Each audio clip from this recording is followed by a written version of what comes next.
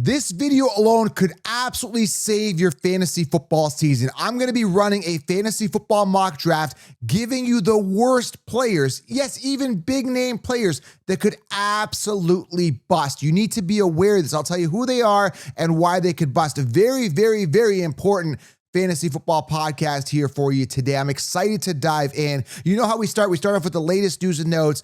I'm excited. Welcome to the channel. Happy Tuesday, everybody. I hope everybody's doing amazing today. If you are new to the channel and you love NFL, you love being up to date on the news, you want fantasy football advice that wins, hit the subscribe button. If you are here regularly, hit the thumbs up, smash it, tap it. Where's my banner here? Smash it, tap it, slap it, and drop a question below. I like to be interactive. I like to be authentic. I like to be genuine. I like to be realistic, and I like to answer your questions. I like to get in and be real with you. A lot of other channels won't sit down and answer your questions. I try my best to be as interactive as I possibly can because I started off just being a fantasy guy and I just took it to another level. So yeah, I just want to answer as many questions as I possibly can. So drop them below and hit that thumbs up. It really helps the channel. But of course, I got to plug it because I believe in it. If you're not drafting with 16 rounds, you are basically out in the dark. Like you got blinders on because 16 rounds is the game changer. I lay it all out, all the sleepers, all the breakouts, everything you need to crush your league. Principal cheat sheet, which I update until the season starts. I'm telling you, it's all there. Grab 16 rounds. I've linked it below. You will never look at rankings again. Not in the same way anyway, okay? So grab 16 rounds. So we started off with the latest news, and then I'm going to do a simulation. Probably going to do like the first, 6 to 10 rounds, something like that. And I'll give you the bust per round, guys that I think you should be avoiding. Just draft somebody else. We'll talk about it, okay? We started off here with the latest news and notes with guess who? We now have breaking news. Breaking Brad. We now have breaking news. We now have breaking news. All right. I just want to talk a little bit here about you got to be wacko if you draft Joe Flacco.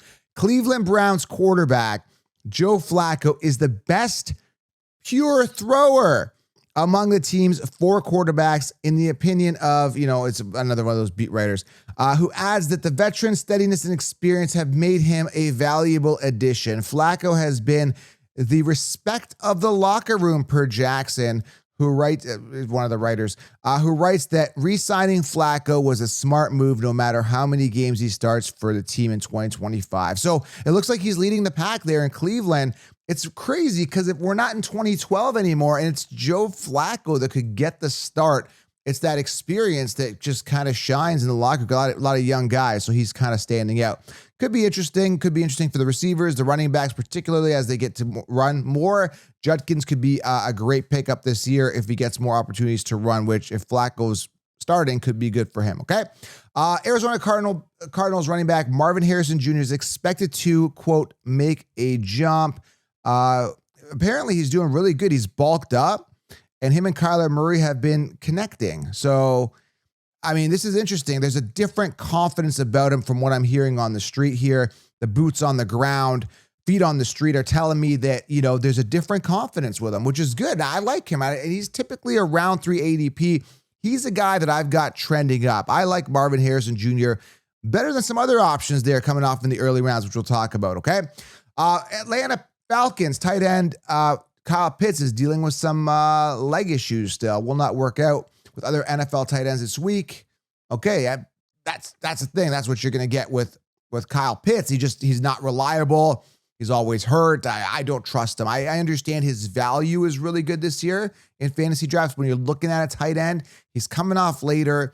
He's in a good situation. He's got the fresh Penix going to be throwing the ball to him. They don't have a lot of good receiving options outside of Drake London. So there's some opportunity there for Kyle Pitts, but the guy can't stay healthy here. Like, I don't know what's going on. Tyrone Tracy has been working out with Philadelphia Eagles running back Saquon Barkley this offseason. Tyrone Tracy, who's slated to be the Giants starter. I believe he was a 5th round pick by the Giants. Not a guy they drafted high draft capital in or someone you'd expect something to come out of. But he looked okay last year. His numbers weren't astronomical, but secure. They added Scatabo, who I think is going to get some work, especially near that goal line, more of a power back. I just think that's going to be a bit of a committee where I don't know who's going to shine. This is going to be one of those interesting ones. I've kind of got Scatabo in a couple best ball leagues, but not someone I'm excited about. Not excited about this running back committee at all here with the Giants. Be aware of that, okay? Let's see. We got Jacksonville Jaguars running back Tank Bigsby's role and playing time probably will be decided during training camp, according to one of the Jacksonville beat writers here. Apparently, Travis Etienne will be working in new offense as well. Another committee. I'm personally fading this entire situation, okay?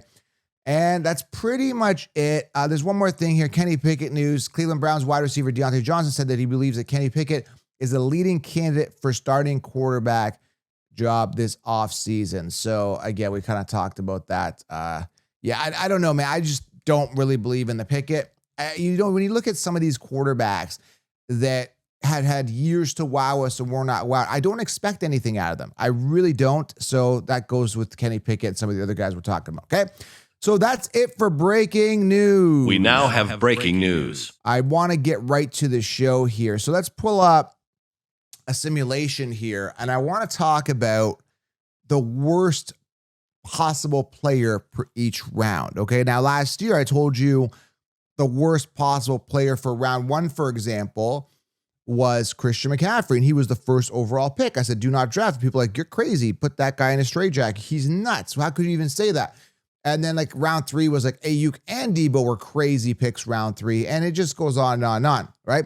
So I'm really good at picking out guys that really could be busts at a particular position or whenever they're being drafted or wherever, right? I'm good at avoiding certain players and potential traps and pitfalls. Now, when you look at the first round, it's a tough one because, there's a lot of great talent and it's very hard based on the talent that's there to select a bust. So I'm going to go ahead and pick a player. Now we're drafting at the 1.08 if you're listening in the car. And the reason I'm doing that is I just wanted somewhere near the mid pack. I didn't want the first pick, in each round. I kind of want to be somewhere near the middle somewhat as I'm making my selections. So I'm going to give you the worst pick that I feel is at the 1.0. And this is a tough one. This is really tough. And I just think there's a couple options here. I think Amon-Ra St. Brown is not a good pick. I'm debating between him or Brian Thomas Jr. here. Puka's a boom or bust as well. So first thing I'm going to do is I'm going to go wide receiver. You can tell I'm already honed in on the wide receiver because I really like some of the running backs coming off round one. I do project a decline from Saquon Barkley as well. I just don't think he's the worst pick in round one. This is tough. I would say Amon-Ra St. Brown and Brian Thomas, but let me go and select Amon-Ra St. Brown here. And I'll tell you the reason why. Okay. It's a new offensive coordinator. Ben Johnson's been shipped off. He's in Chicago or wherever he is as head coach now. So new offensive coordinator. He's had multiple great years. So regression is possibly imminent. Jared Goff is a year older. Jahmyr Gibbs gets more implemented in the passing game. You've got Jameson Williams, who they're really high on in camp. You got Sam Laporta coming off a down year, who's trending upwards, possibly slightly a bit. They got a lot of options there. Now, I don't even want to say it's hard to say worst pick in round one. It's so tough. And the reason I was thinking even Brian Thomas Jr., who's coming off round one, is because they drafted Travis Hunter, right? And do we trust Trevor Lawrence throwing the ball? Listen, I love Brian Thomas Jr., but do we trust Trevor Lawrence? And do we trust taking Brian Thomas Jr., who I was telling everybody to draft last year, in the 9th round? And we were getting him every single time. I said, make sure he's there. While everyone was drafting Christian Kirk, we were drafting Brian Thomas. I loved it, right? I'm like, this is great. But his situation has gotten worse. They brought in Travis Hunter, first overall pick for them, right? Like he was a top 5 pick, top 10. When was he drafted? 1.051. He was a top pick, right? So he's a top receiver, ultra elite, man, like red zone monster as well. There's so much just good things to say. If there's a good thing to say about a wide receiver prospect, you could say that about Travis Hunter. And now he's on the team.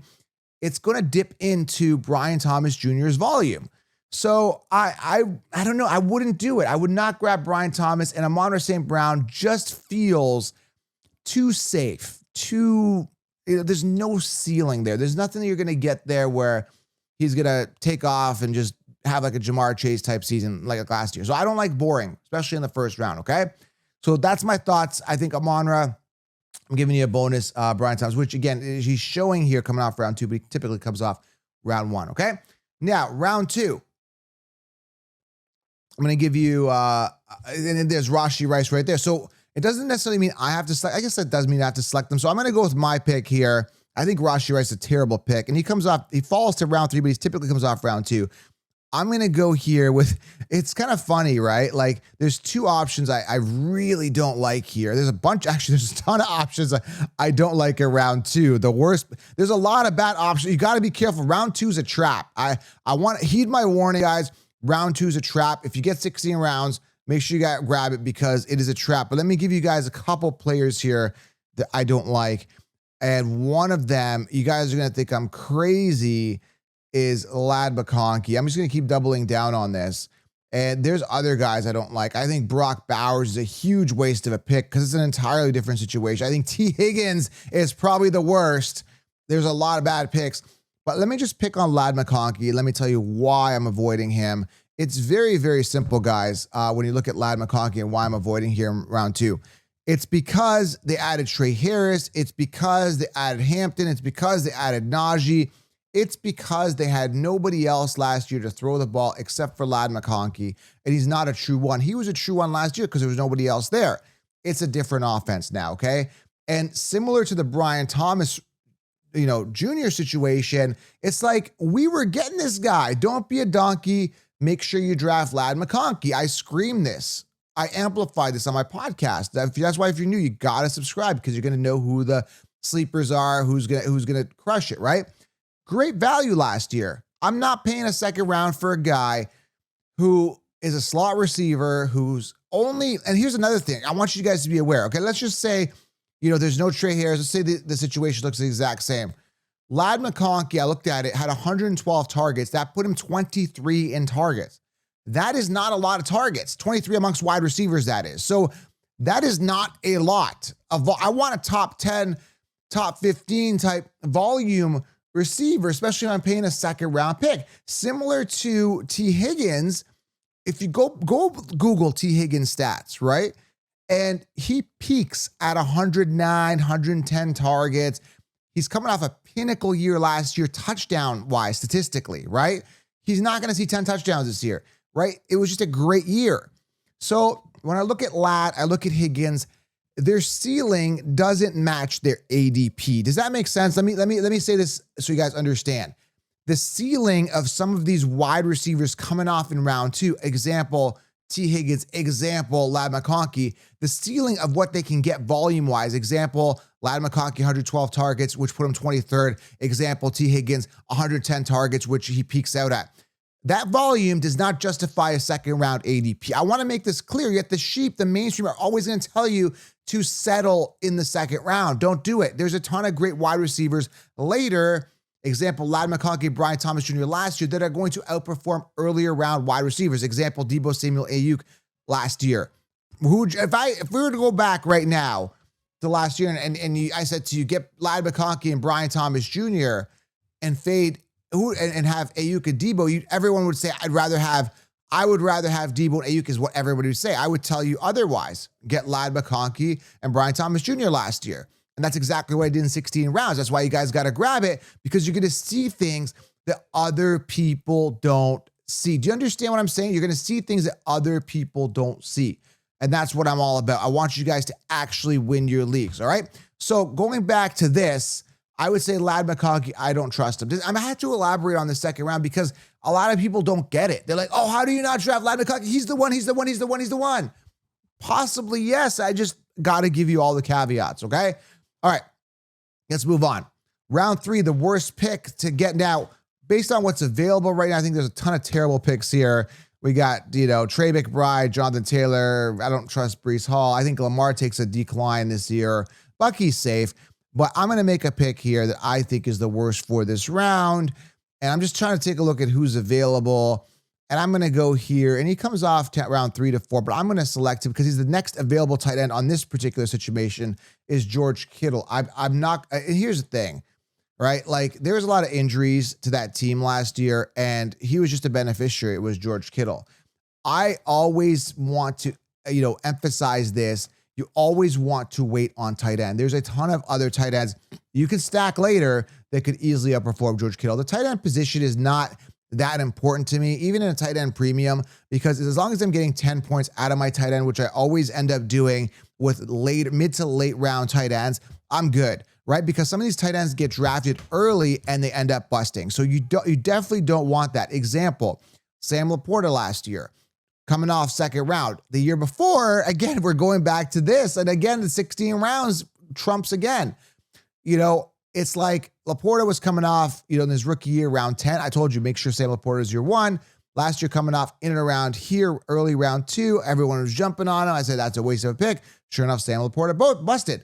Kittle thrived last year due to injuries. Now they got a full roster. Everybody apparently is going to be good to go. They got Pearsall there. They got Jennings there. Whoever, Ayuk, Christian McCaffrey being healthy. He was hurt last year, so Kittle benefited.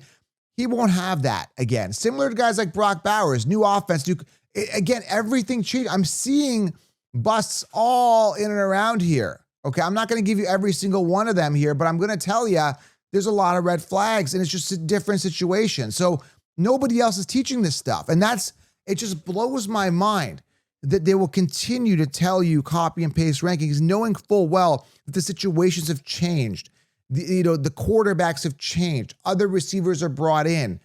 Pinnacle years have been accomplished. Declines are imminent. Nobody's teaching this stuff. That's why it's so important to make sure that you guys are aware of this stuff, and that's what I'm here doing. So we're in the 4th round. Let's just rip through the rest. You guys get the idea here that once I say a player is going to decline or I don't like him, it's most likely that's going to happen, okay? So a terrible pick here in round 4 is, there's a bunch, man. I don't even know. There's just so many better picks to get. Let's see here. I look at running backs. I don't think Kyron Williams is going to fall to 4. I like him, though. There's Walker, Cook, Chuba, Mixon are available at the running back. Wide receiver, I'm just going to go here with DJ Moore.